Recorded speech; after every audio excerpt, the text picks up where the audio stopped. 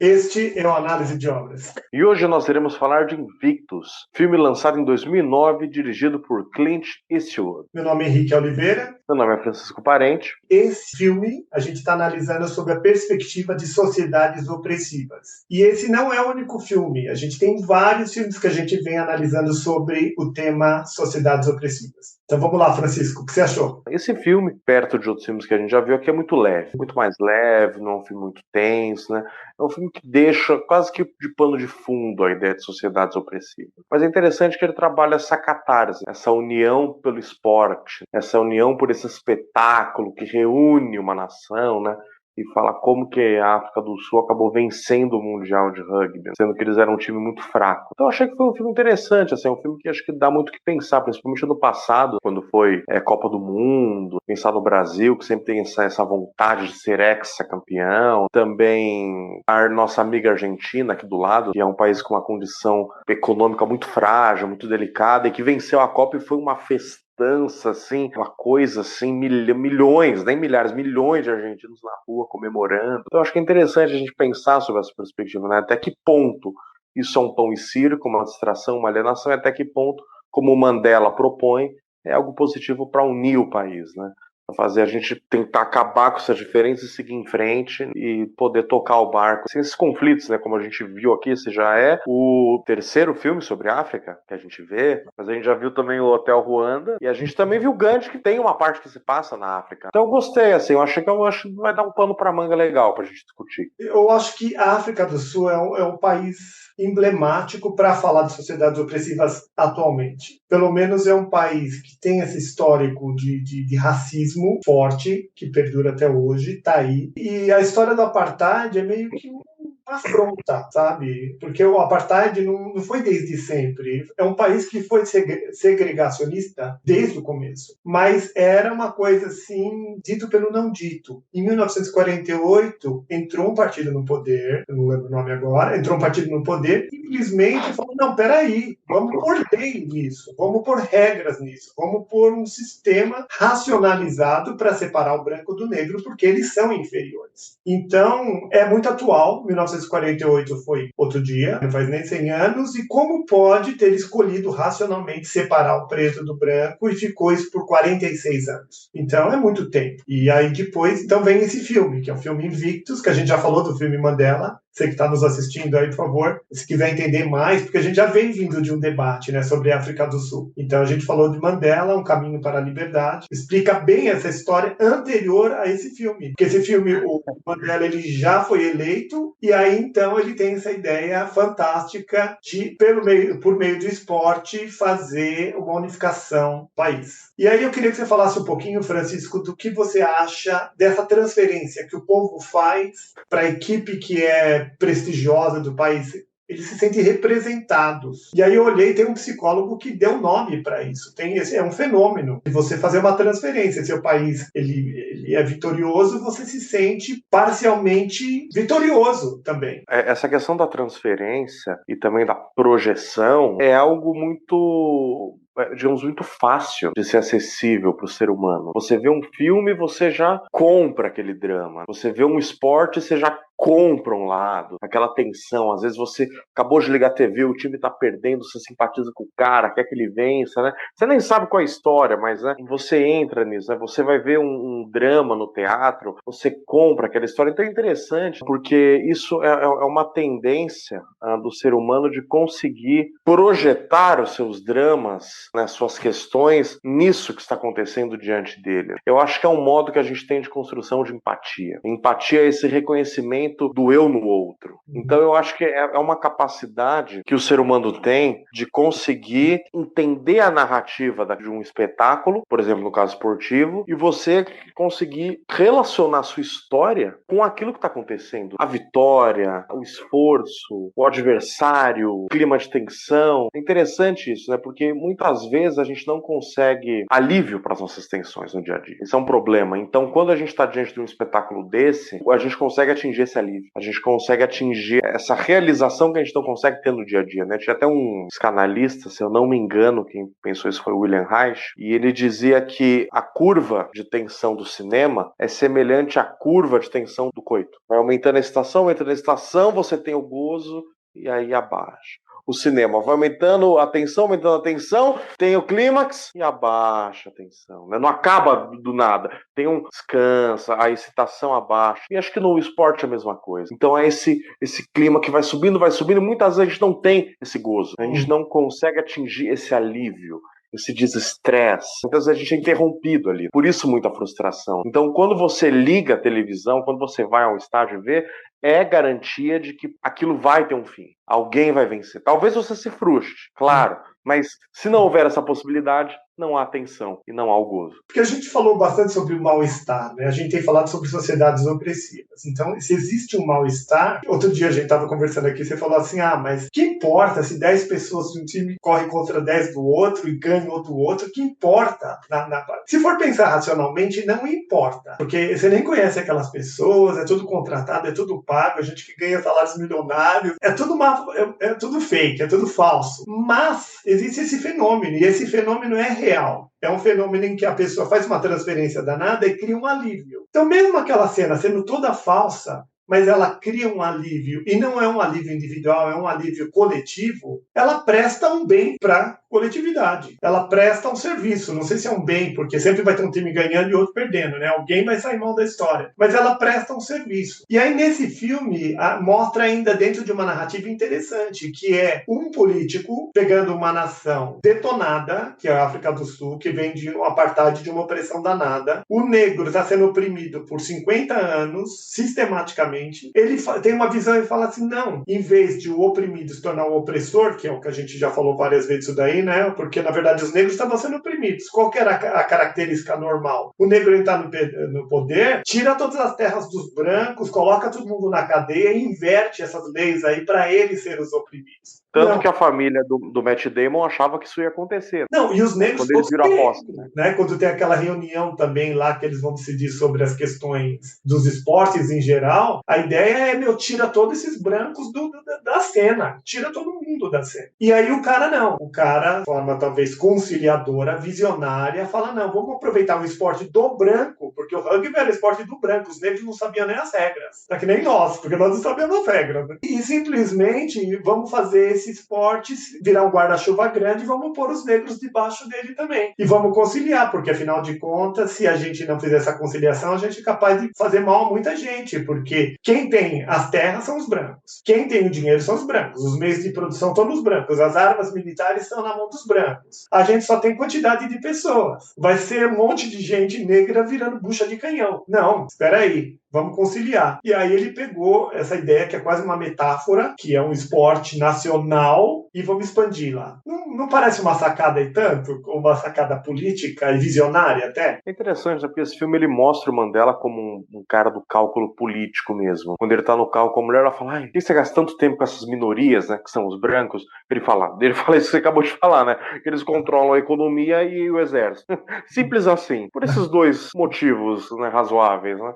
Por isso que eu gasto tempo com eles, né? Mas eu acho que é uma sacada, né? Porque assim, o Mandela, ele entendeu que se ele não mostrasse, estava todo mundo no mesmo barco, sendo uma mesma nação, a junção nunca iria acontecer de fato. A superação do trauma, né? A superação do apartheid. Isso nunca ia acontecer. É claro que assim, a superação legalmente aconteceu, mas esse trauma de falar, não, agora é a minha vez. Então é interessante isso. Tem um negro que vai, um presidente negro que vai lá, que era tratado como inferior a vida inteira e cumprimenta os jogadores brancos, né, que provavelmente eram na época todos racistas, que não gostavam do movimento que ele, né, tanto que eles se negam um momento a cantar a canção do Mandela, e é interessante também porque isso é absorvido por eles, né, pelos jogadores brancos, principalmente pelo Matt Damon, que é o capitão, quando no final o repórter pergunta, e aí, você venceu com a força de 62 mil espectadores, que eram todos brancos, que tinham dinheiro para estar no estádio, e aí ele fala, não, eu venci com a força dos 40 e poucos milhões de sul-africanos. Então, um modo de você integrar. Então é legal isso. Porque no esporte, o que importa é a sua habilidade. Não importa a sua cor, sua raça,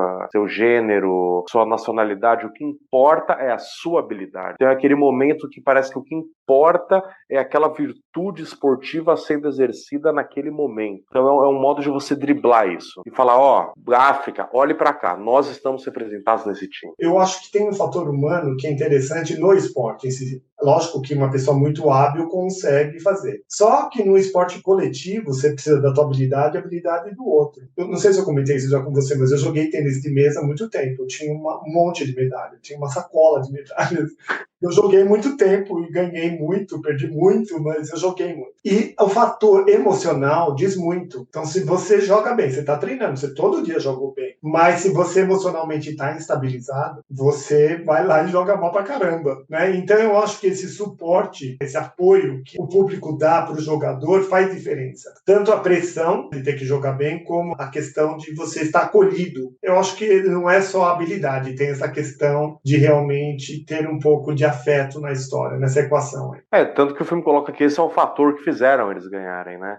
Enquanto eles eram um time... Nova Zelândia, que era a equipe, né? Inclusive aquele comentarista, ele sempre fala, não, essa equipe nossa nacional tá indo mais ou menos, mais para menos, mas assim, contra a Nova Zelândia ou os outros países favoritos lá, eles não têm chance. E aí, o que fez essa diferença? A única coisa que me faz imaginar é realmente um pouco da própria poesia que rola por trás desse filme, que é o Mandela, com essa história de superação. Uma vez que você acredita, você tem muito mais força. Sou o senhor de mim, né? Eu descobri hoje isso daí, lendo os negócios aqui, que o nome dessa poesia é Invictus. Então, na verdade, o nome do filme tem a ver principalmente com a poesia, que reforça a ideia do Mandela, que se baseou na poesia, e o próprio filme que foi vencedor. É interessante isso. A poesia, na verdade, é de um escritor inglês. Quando eles eram um time individualista, quando eles eram um time, assim, da elite branca ali que jogava, parece que faltava alguma coisa, né? Agora, quando eles entenderam o peso que eles tinham, quando eles entenderam quem eles representavam e o peso que é representar esse time dentro, né, do próprio país, aí eles conseguiram superar, né? Eles conseguiram ir além. Tanto que quando começam a cantar o hino, se eu não me engano, né? Esse hino deles com as várias línguas africanas, inclusive o inglês, que é um trechinho só do hino. Aí eles se fortalecem e conseguem fazer o ponto para vencer. Mas assim, na vida cotidiana, prática, quanto você acha que uma vitória dessas muda? Porque, tem uma hora que a assessora do Mandela vira e fala, a gente tá com problema de desigualdade social, problema econômico, educação, saúde, enfim, aqueles pepinos que é impossível de resolver, que a gente tá é engraçado que a gente tá sempre progredindo, mas tá sempre tudo meia boca, né? Todo governo a gente sempre andou muito, né? Mas tá sempre tudo meia boca, incrível. E aí ela fala, por que você tá perdendo tempo com rugby, né? Tem até uns momentos que ele liga na televisão e fala, aqui o rugby, todo mundo olhar pra ele assim, esse cara tá louco, tá gagá, o que esse cara tá falando, né? Então, assim, você acha que isso impacta no mundo, assim, da...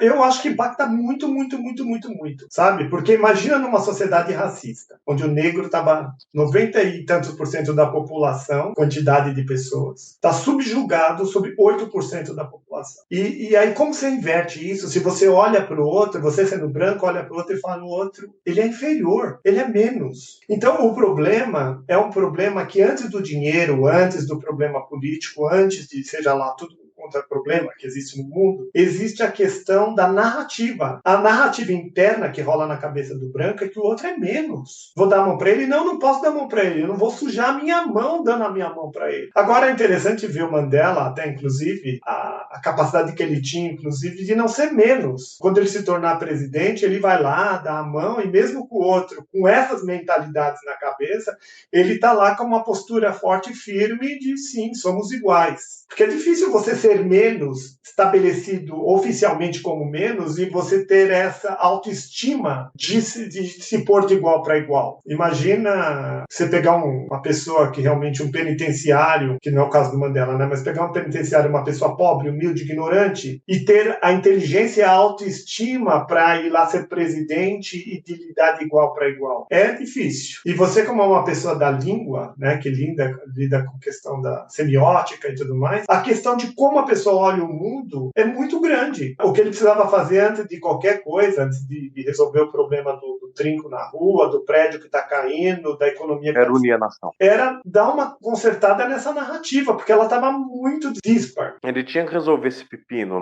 de um imaginário contaminado pelo ódio de ambas as partes. E aí ele achou que o esporte seria uma maneira de fato, né? O filme mostra que foi. Mas é interessante, né? Porque, pelo que você me falou, depois do Mandela em diante, nunca mais teve um presidente branco. E agora imagina, se todos têm voto de igualdade, 90 e tantos por cento da população é negra ou mestiça, quem que vai ganhar? Sendo que vem ainda de um histórico de opressão. Você vai votar num branco, a menos que a pessoa é um santo, né? A pessoa é um santo encarnado na Terra. Mas isso não é um indício que tipo, a coisa ainda não foi superada totalmente? Ah, não, isso não é disso, isso é uma evidência. Isso daí não foi superado. Isso daí também não se supera de um dia para a noite. Porque também, eu te falei, eu tive um professor de inglês sul-africano, branco, de uma família favorecida e tudo mais. Ele deixou entender que depois de Mandela, todos, não sei se é verdade isso, eu não acompanho a política da África do Sul, todos os negros que estão lá, que não é só o presidente, é toda uma cúpula inteira, o pessoal tá metendo a mão na grana. Agora imagina, um pessoal que era com menos formação, com menos dinheiro, com menos tudo, podendo assumir cargos de alta importância dentro de um país que tem dinheiro, o pessoal deve estar nadando de braçada. Parece uma consequência natural, inclusive. Você espera que depois de trocentos anos de opressão, os negros entram lá e depois todo mundo é santo, todo mundo fica... Ninguém rouba. Mas essa transformação que o Mandela propôs, ela foi uma coisa tipo assim, vamos aprender a conviver juntos ou vamos aprender a conviver como irmãos, iguais, de uma mesma nação? Porque pelo que você me falou desse seu aluno, parece que tipo, ainda rola assim, os brancos ainda compõem uma elite, eles ainda são diferenciados e ainda tem uma desconfiança de ambos os lados, não é? Ah, mas eu acho que sim, né? Porque, na verdade, o que aconteceu? Houve uma revolução praticamente civil. Os negros estavam totalmente revoltados contra essa elite branca. Brigaram. Os brancos falaram, bom, tudo bem, a gente cede o poder agora. Cederam, fizeram a eleição, Mandela pediu, não, espera aí, não quebra tudo não, espera um pouco. Vamos fazer uma eleição. Na eleição, vocês votam para um negro, né? Votaram para ele, tudo bem, ele foi lá presidente. Só que quem tinha dinheiro continua tendo dinheiro. Agora, imagina aquela tua tia preconceituosa, aquela tua madrinha, vizinha, sei lá, quem super mega preconceituosa. Você acha que depois da eleição de um negro, ela deixou de ser preconceituosa? Ela ficou bondosa e começou a falar, vou distribuir dinheiro para todo mundo serem iguais? Mas o filme coloca meio que isso, né? Tipo, a família lá do Matt Damon era hiper racista. Aí, no final, eles vão junto com a empregada no estádio. O pai cola lá na geladeira. A empregada, né? Mas com o ok do pai. Cola a foto do filho junto com o Mandela. A família fica feliz da vida, impressionada que o filho vai conhecer o presidente. Os seguranças, que era metade branco, metade negros, que provavelmente na época do quebra-pau estavam em lados opostos, né? Até trocaram um tiro um com o outro, agora estavam ali trabalhando juntos, brincando, se abraçando, né?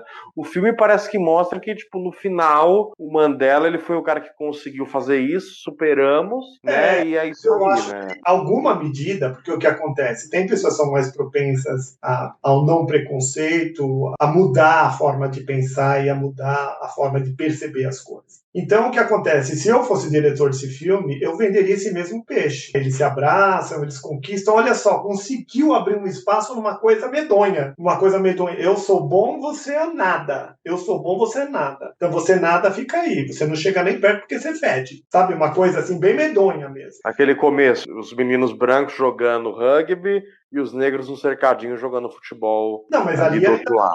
cada um no seu quadrado. O problema é você andar pela rua, que né, a gente viu algumas cenas do outro filme, lá Mandela, Seu Caminho para a Liberdade, Um Caminho para a Liberdade. Eles se ofendem mesmo. O branco passa perto do negro e fala coisas medonhas, assim, e tratam de forma medonha. E qualquer coisa, mete paulada, mete na cadeia e dane-se. Então, eu acho que ele fez uma grande coisa. E se eu fosse o diretor do filme, eu faria a mesma coisa.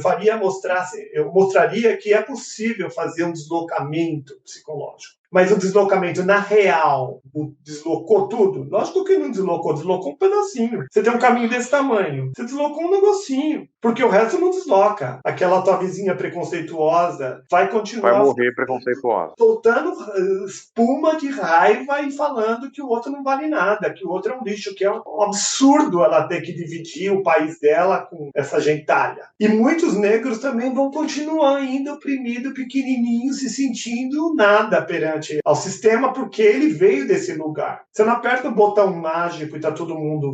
Mesmo assistindo um filme que diz essa coisa gostosa, acho que qualquer pessoa mais ou menos que parar para pensar vai falar, não, mas não é assim, né? Nossa escravidão mesmo aqui no Brasil, o que aconteceu? Aboliu a escravatura no dia seguinte, mudou o quê? Mudou isso. O resto continua igual. Mudou o papel. Até hoje tem escravo. Até hoje tem escravo. Então, por isso que eu digo, mudou isso. O resto, né? O resto precisa de tempo, a mobilidade também do dinheiro para deslocar do branco para o negro. Quanto tempo demora para deslocar esse dinheiro? Você acha que essa era a crítica que eles estavam, os assessores do Mandela estavam fazendo a ele? Tipo, pô, meu, a mudança tem que ser estrutural, não pode ser só um programa de um esporte transmitido que vai unir, sabe? A mudança tem que ser mais funda. Pra fazer essa transferência, entendeu? Pra eles querem tentar igualar a coisa, entendeu? Você acha que essa era a cobrança que eles tinham com o Mandela? Eu acho no que filme, pelo menos, mostrando? eu acho que no filme, e eu acho que na vida real foi muito pior. Porque se você vem de uma situação de opressão e agora você tem o poder, a característica é arranca todo o dinheiro desse povo e distribui. Foi a Revolução Russa, não foi mais ou menos isso? Foi. Distribui pro partido, né? Distribui pro partido, mas aí a ideia é o quê? Se o opressor, que é um desgramado, que tá aí fazendo mal pra gente agora, tira tudo deles e divide para todo mundo. A lógica humana, inclusive mais animal, mais instintiva, pede por isso. Imagina você sendo oprimido durante décadas, séculos. A tendência natural é querer isso. Então o que ele fez foi uma transição não sanguinária, porque isso demanda sangue, demanda muito sofrimento, eu acho. Eu achei interessante também porque, por mais que o partido do Mandela, né, fique falando, pô, você tá perdendo tempo com esses branquelos, tem que mudar mesmo o time, tem que acabar com essas cores, tem que acabar com o hino, e o Mandela fala, não, peraí, vamos negociar e tal. Mas é interessante que eles colocam que a transição pro Mandela entrar no poder foi muito suave. Como ele saiu da cadeia, aí teve uma eleição e ele foi eleito, né? E no outro filme, né, o Mandela, uma longa caminhada, né, para a liberdade e tal, eles mostram que, na verdade, o movimento negro estava completamente dividido. A esposa dele falava que tinha que matar um monte de gente, né, tava uma guerra absurda, ninguém se acertava, né? Então, eu achei interessante isso. Esse filme, ele parece que ele é um mundo muito mais harmônico, assim, muito mais fácil de identificar, né, onde tá o certo, onde tá o errado, né? Aquele outro filme com o Idris Elba, ele pareceu ser um filme, assim, mais complexo nessa questão. Quer dizer, de certo modo, nesse filme, ele coloca a relação do Mandela com a filha, né? Mas eles não explicam direito qual que é a treta entre os dois. Uma coisa meio... né, ele coloca assim, que a mãe dela abandonou ele, não explicam exatamente por quê. Mas o outro filme a gente sabe que a política ali, né, foi o que pegou os dois. Um modo de lidar com essa opressão. E o filme dá uma escondida nisso, parece. Não, a gente precisa entender, são filmes diferentes. Aquele filme é um filme mais de denúncia. Esse filme é um filme mais blockbuster, mais comercial. Os dois estão falando sobre apartheid, falando do Mandela e tudo mais. Aquele lá quer mostrar mais a dor e os dramas verdadeiros da história. Esse filme aqui, ele quer falar, olha, não, apareceu um político e conseguiu dar uma acomodada na situação, e a partir de um lugar gostoso, bonito, não mostra cenas feias e não explica muitas dores, que nem você falou das filhas. Você sabe que, imagina, a mãe sendo uma pessoa militante que vai lá e as filhas vão juntas, né? A gente viu no primeiro filme. E a mãe mete pau, vamos matar as pessoas, mata esses brancos, eles são os desgraçados, vamos matar essa galera. E pedia para as filhas lá também fazer depoimento e tudo mais. Então você cresceu falando nisso. Aí teu pai, que tá lá na cadeia, que você não conhece, sai e fala, não... Não mata, não. Vota em mim. E vamos deixar esse pessoal rugby, que legal. Olha como é legal rugby. Vamos todo mundo bem entender como que é esse negócio aí. Então, é fácil. A filha, lógico que não concorda. E não sei se você sabe, a filha mais velha atualmente, a filha mais velha do Mandela, ela é viva e ela é embaixadora na Coreia do Sul, né? Não sei se você sabe disso. Ela é embaixadora da África do Sul na Coreia do Sul. Nossa, não sabia disso. Uma delas morreu e uma delas é embaixadora. Então, o que acontece? Eles acabaram entrando na política, acabaram fazendo coisas. E hoje, tem dúvida, ela é outra pessoa. Provavelmente ela entendeu como a política não é tão fácil assim. manda matar e manda pôr no pneu, botar fogo e rolar. Tem muita gente vendo, tem muitas opiniões no negócio. É muito complicado. Eu queria que você falasse um pouco sobre os símbolos nacionais, Francisco, porque o futebol é um símbolo nacional. Quando eu estive viajando no exterior, eu vi assim, esse é brasileiro, futebol, e começa a dizer para você a seleção inteira, que você mesmo, eu mesmo não conheço, né? Mas veio falar para mim, não sei o que, Ronaldinho, não sei o que. E outro símbolo nacional grande para um brasileiro é o carnaval. Futebol, carnaval, alegria desse povo. Outra experiência que eu tive também no ano passado, eu fui para Foz do Iguaçu e eu fui fazer um passeio, né, turístico em Itaipu. E aí no ônibus que eu peguei, por cúmulo da coincidência, 70% era argentino e 30% era brasileiro no ônibus. E aí inventaram numa pira de os argentinos pôr a bandeira argentina e falar que eles eram o máximo. E aí eu falei, nossa, sabe, assim, tipo, dançando e cantando, e eles são o máximo. Eles no território brasileiro, com 30% de brasileiro dentro, e eles falando que era o máximo. Então, a gente vive nessa ilusão, não só nós brasileiros, argentinos, os sul-africanos, de que nós somos o máximo. Nós somos o máximo. E a gente se agarra nos símbolos. Então, eu estava com a bandeira da Argentina enrolada no pescoço, assim, no corpo, e falando aquelas bobagens dele, cantando aquela música deles. O que é isso? Né, esse símbolo nacional, porque você pegar a bandeira do Brasil, mudar a cor, você, né, tem na Constituição do Brasil, você vai preso. Então, esses símbolos nacionais, o hino nacional, a bandeira nacional, o carnaval, que não é um símbolo nacional, mas né, lateralmente o nosso futebol, que é o melhor do mundo, que não sei como que a gente perde. O símbolo nacional é cultura de massa. Ele é feito para ser mesmo algo nivelador. Ele está na Constituição, ele é cultura de massa, mas ele tem pedaços de lei nele, né? Não, mas é importante pro poder que ele exista mesmo. Importante pro poder que ele exista. Ele é um modo de você tentar nivelar uma cultura, falando, olha, se você for brasileiro, vamos celebrar aquilo que mais chama atenção, e um modo também de tentar uma comunicação com o outro, né? Uma comunicação com o mundo. Por exemplo, o carnaval eu já vejo como uma questão mais mercadológica, turismo sexual, um modo assim de você tentar vender a propaganda do Brasil para os gringos. O futebol, como a gente venceu durante uma época, somente acho que a gente venceu quase que 3 vezes seguidas, né? Acho que foi 2 vezes seguidas, depois teve um intervalo, a gente já ganhou de novo. Então aí tem essa coisa do né, Pelé, Garrincha, né? Brasileiros que jogavam diferente, tinham essa ginga, né? O que dá uma ideia de um país meio exótico, assim, onde eles fazem malabarismo com a bola, né? Enquanto que o soccer é uma coisa mais reta, britânica, uma estratégia mais clara, assim, né? Então, assim, isso me parece que sim, são modos de identificação, porque todos esses símbolos nacionais, eles têm uma mitologia por detrás dele. Ou seja, tem uma narrativa que é falsa, mas que tenta vender uma ideia do porquê as coisas são assim, né? Então, o futebol, já essa coisa assim, exótica, da movimentação, da agilidade, combina bem com um país tropical. O carnaval, essa coisa da sensualidade, também combina com um país tropical, pouca roupa, luxúria, devassidão. Inclusive, uma vez, acho que um casal alemão foi detido no aeroporto brasileiro, um casal alemão idoso, porque eles estavam trocando de roupa dentro do aeroporto. Só que assim, eles estavam com a roupa de baixo e eles foram detidos. Então imagine como são as roupas de baixo de um casal alemão idoso. O jornal alemão publicou uma foto do casal com as roupas de baixo e do lado uma rainha da bateria de carnaval, pelada. Né? Que país é esse que prende esse casal de idosos, que a canela do cara tá de fora e deixa uma mulher andar pelada e celebra e transmite isso. A Globeleza, né, transmite isso pro país inteiro, que não existe mais, e como se fosse algo normal, né? Então eu acho que é algo assim, uma tentativa de você tentar criar uma narrativa e mitos por uma necessidade assim de você se situar no mundo com uma visão e ao mesmo tempo de você tentar fazer eventos catárticos para a nação inteira. Então, o futebol, o carnaval, o momento do hino, sabe assim? Dá falar, tem uma coisa que nos une. No caso do Mandela, o rugby, nos Estados Unidos, futebol americano, Super Bowl, né? O momento que a nação inteira assiste esse grande espetáculo. Os americanos usavam também, durante o começo do século passado, o faroeste, os filmes de faroeste como um modo de você tentar vender a cultura americana, o que é a visão americana para fora.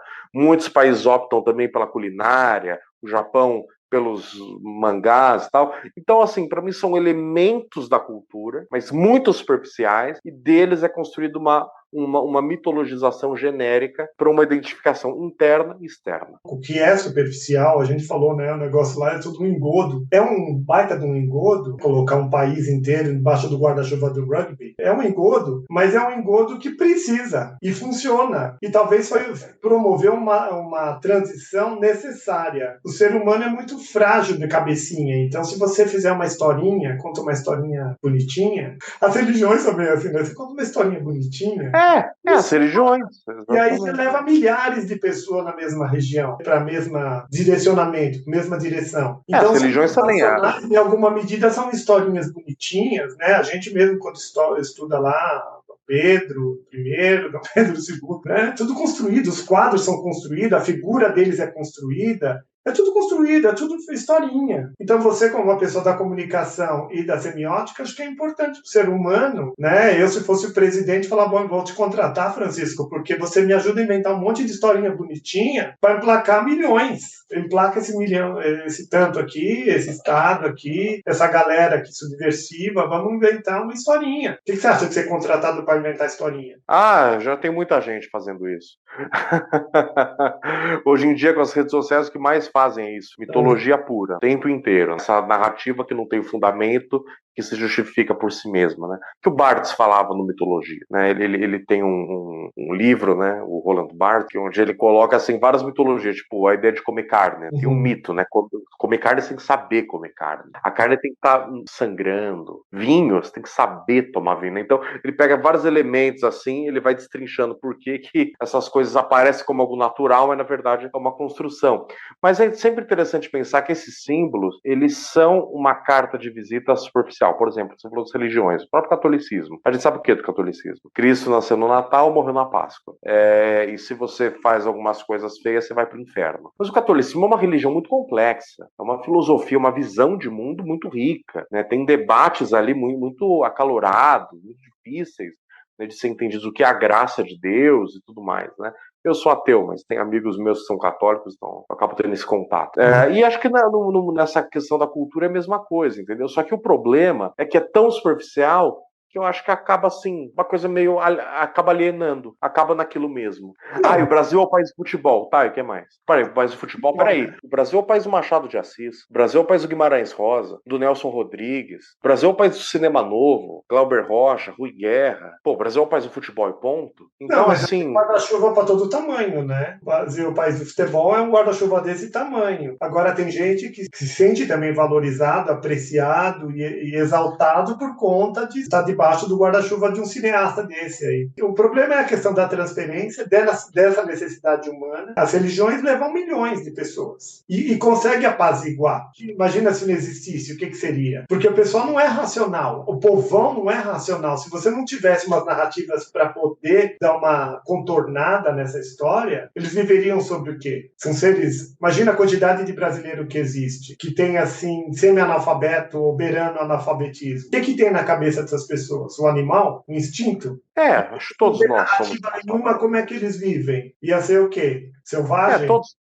Todos nós somos irracionais, né? Não, nós somos, mas nós somos totalmente abrandados por essas narrativas. Se não tiver narrativa nenhuma, o ser humano ele não está maduro. É diferente de falar, bom, temos uma sociedade de filósofos aqui, de que passaram uma vida se entendendo e se estruturando suas ideias, seus valores, suas crenças. Então você tira todas as ficções de cima, tira todas as mentiras de cima e deixa, porque esse pessoal se basta. Mas não, é ao contrário. O raciocínio é um bando de animais selvagens que você tem que contar a história da Luluzinha e aí você mantém o pessoal ali no quadradinho. Você acha que a política é uma história da Luluzinha? Democracia? É uma das histórias da Luluzinha. Direitos iguais, blá blá blá. Porque na verdade isso não acontece, né? Não, então, mas a gente vive sobre Luluzinhas, né? As histórias do cachorrinho, do rugby, do futebol, da mulher sensual brasileira. Eu lembro uma vez que eu estava também em Miami, conversando lá no Albergue da Juventude. Eu era bem mais jovem, né? Aí eles falaram disso, daquilo, falou do Brasil. Aí o cara falou, nossa, mas o Brasil é muita gente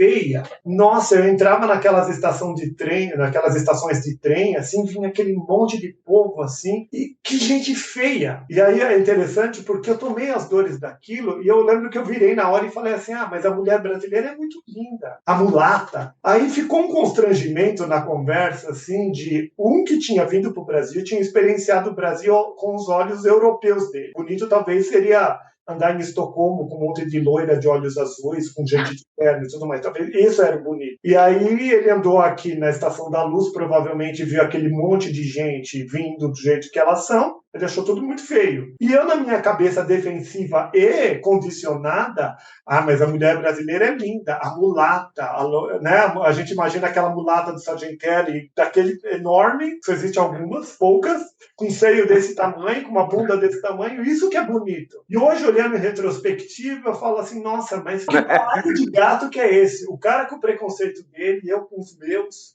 numa conversa de albergue da juventude, né? E eu era novo. O que você acha dessa conversa de louco aí? Mas foi engraçado que você tentou defender, colocando um novo padrão. Falou, não, esse povo tem uma potência para ser bonito. E é aquela, né, mulher mestiça, tal, com aquele corpão escultural e tudo mais, né? Achei engraçado isso, né? Essa que a gente tem. Você não viu, sabe? Alguma Você veio, você andou pelo lugar errado. no lugar errado. E aí, tipo assim, vamos racionalizar todo esse processo. O cara, para julgar um povo inteiro feio, onde ele tá? Onde ele tá? Mentalmente, psicologicamente e tudo mais. Dois, eu querendo dizer que a negra, a mulata maravilhosa brasileira existe. Quantas que existem de verdade? Quantas estão disponíveis aí no mercado?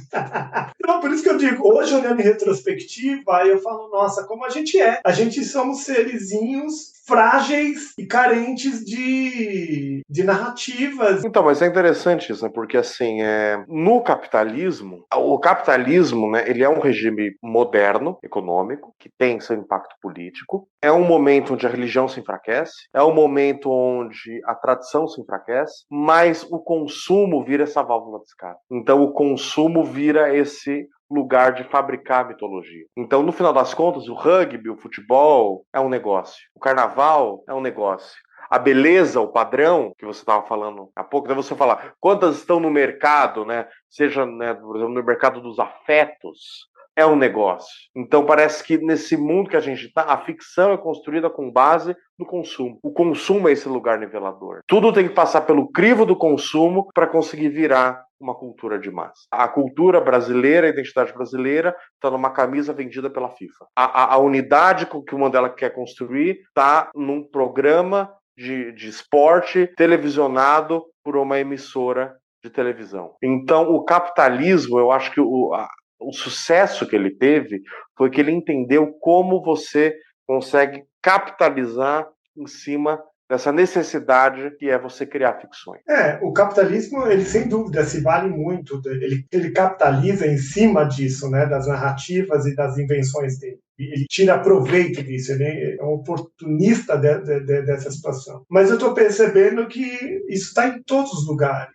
O cara, quando falou que o povo brasileiro é feio, imediatamente ele me atacou. Imediatamente eu me defendi. O cara lá, quando eu fui em Foz do Iguaçu e colocou a Argentina é a máximo, a Argentina é o máximo, o país está numa situação econômica difícil nesse momento. A pessoa também tem essa história de autoestima, ela precisa acreditar que a casa dela é bonita, que a rua dela é bonita, mesmo que ela mora num buraco. Ela tem que acreditar que o país dela é bonito, que as pessoas dela são bons, que o sistema governamental do país dela é bom. É uma questão de autoestima, senão ela sucumbe, ela, sei lá, vira mingau. Você acha que é isso quando acontece uma revolução? Quando essas narrativas já não são capazes de sustentar absolutamente nada? A pessoa fala, então vamos pro pau, vamos quebrar tudo, sabe? Vamos recriar, vamos voltar do zero. Eu acho que uma revolução é meio quando uma narrativa não funciona mais. Quando ela tá desgastada ao máximo, não dá mais. Não dava mais para viver sobre o apartheid, não dava. Os negros começaram a quebrar tudo lá e falar, bom, peraí, a gente que trabalha nas fazendas, a gente que limpa tuas casas, a gente que faz o metrô, o sistema de transporte funcionar, não chega. Eu paro, quebro, arrebento tudo aqui. Não adianta querer pôr na lei lá, vem com a Constituição escrita assim. Ó, o papel tá escrito aqui, pega esse papel aí, pá! Tem um documentário documentário interessante, eu acho que é século XX, século do ego, alguma coisa assim. E, tipo, no começo do século XX, foi um século muito conturbado. Primeira Guerra Mundial, teve a Revolução Russa. E parece que o Freud acreditava que era mesmo quando rolava uma desorientação assim, a galera ia pro pau. Então acho que um sobrinho dele foi para os Estados Unidos e criou a tal da relações públicas para tentar, pelo consumo, fazer essa cooptação. Conseguir fazer com que as pessoas acalmassem os seus humores e consumissem, ter esse prazer. Então eu acho que uma revolução é, sem dúvida alguma, um ato de delírio coletivo. Por mais que ela tenha suas justificativas, haja injustiça, haja mais assim, quando você chega no ponto de quebrar e matar incessantemente por uma mudança, sem dúvida alguma, a sua racionalidade acabou. Eu vou pelo caminho da narrativa. A historinha faliu. Faliu. A historinha que tinha vindo faliu.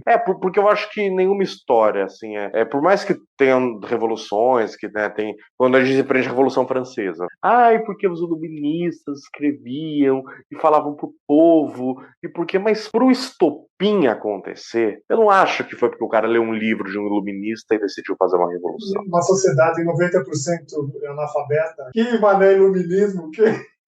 Porque quem vai pro front é o povão. Quem Eu vai tô pro com front é o fome. povão. A história tá batendo em outro lugar, eu tô com fome. E também a história que o imperador é rei, é Deus, e que o primeiro estado, o segundo estado, eles são superiores. Quem disse? Até outro dia dizia e eu acreditava, mas agora você tá dizendo eu não acredito mais. Faliu. Que mané que você é sangue azul, que tá maravilhoso. Acabou. Eu não acredito mais nisso. É um homem comum. Não era verdade mesmo, era mentira mesmo. A mentira só não tem mais validação. Francisco, vamos para as notas? O roteiro eu achei ele meio confuso, assim. Eu achei meio fraco, porque eu achei que ele tentou falar de várias coisas. Rugby, a família de um, a família do outro, como que o time melhorou, eles treinaram mais fisicamente, mas teve o apoio. Eu não entendi exatamente. Sabe assim, às vezes eu achava que era um filme que precisava me explicar mais sobre rugby, mais sobre o que mudou no time, as estratégias pra ele vencer, entendeu? Tipo assim, um filme mais que explora mais o time. Às vezes eu achava que fala um pouco da vida do Mandela, às vezes eu achava que falava um pouco da África. Eu acho que é um filme que se fala de muitos assuntos. E claro que não dá pra falar de tudo isso em 2 horas. Talvez, sei lá, uma série, né, sobre o assunto. Mas, assim, eu achei que o filme, ele tentou comer um pedaço maior do que ele pôde engolir, ficou com aquele finalzinho meio, agora a África está unida, e acabou o ódio, e, para, né? Então eu dou nota 7 pro roteiro. Bom, eu dou 8,5 pro roteiro, porque eu acho que... Eu faço muita distinção. Quando eu acho que o filme ele pretende ser sério, ele pretende ser investigativo e denunciador, tudo bem, é uma proposta. Então você se propôs a isso, então você faz isso. Esse filme não se propôs a ser investigativo, vamos fazer uma análise racional dos problemas sociais, econômicos e políticos da... Não, ele é um filme de sessão da tarde, ele é um filme... A proposta dele é outra, é uma proposta de blockbuster, é um filme que você vai pôr nos cinemas e ele vai vender. Então, já que a proposta é essa, ele fez um bom papel, que é o papel secundário dele, de falar um pouco da África, de ensinar um pouco do que é apartheid. A proposta é comercial. Então, dentro de uma proposta comercial, já entendendo que ele veio daí, ele merece 8,5, na minha opinião. E o segundo, qual? O filme te fez pensar? Esse daí que é naquela armadilha que a gente tem conversado várias vezes. A gente tem pensado muito independente do filme. Então ele me fez pensar assim. Mas ele por si só, eu acho que ele faz pensar. Inclusive por ser um filme comercial, ele pega uma pessoa como que não sabe nada de apartheid, de África e tudo mais e põe para pensar. Então eu dou uma nota 8 para esse filme, para me fazer pensar. Quanto você acha que ele te fez pensar? Eu dou uma nota 5. Sim. Porque eu acho que é um filme que ele tenta se resolver e não dá muito espaço pra você pensar. É tipo, esporte é legal, cala a boca e chega na sua casa e liga a televisão e assiste um jogo de futebol aí, entendeu? Eu senti que foi meio que isso, assim. Tipo, cala a boca e assiste as Olimpíadas, não enche o saco, entendeu? Mas o debate que a gente teve foi bem legal. Qualquer outro, se ele se adequa à questão do sociedades opressivas. É um filme de sociedades opressivas? Eu acho que é um filme anti-sociedades opressivas, né? Quer dizer, né? Porque no final ele coloca uma sociedade muito harmônica. Basta você sentar e conhecer o Mandela. Eu nunca conheci alguém como ele.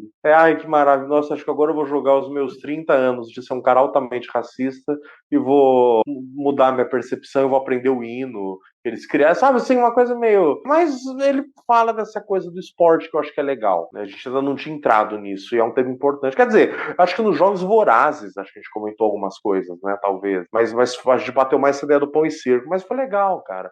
Eu dou uma nota 6, porque ele fala assim, como superar isso? Eu acho que ele dá uma resposta fofa.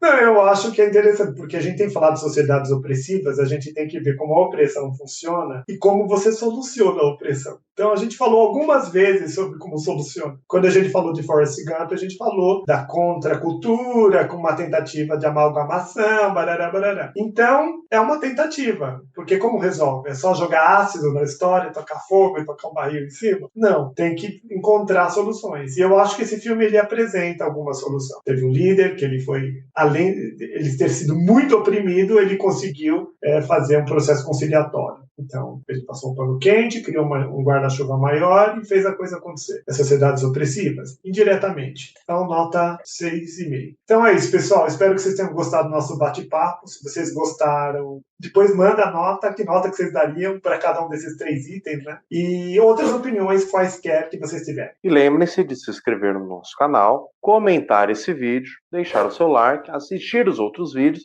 e também nos seguir no TikTok e no Instagram. É isso aí. Falou, pessoal. Obrigado. Até mais. Tchau. Valeu, pessoal. Até a próxima.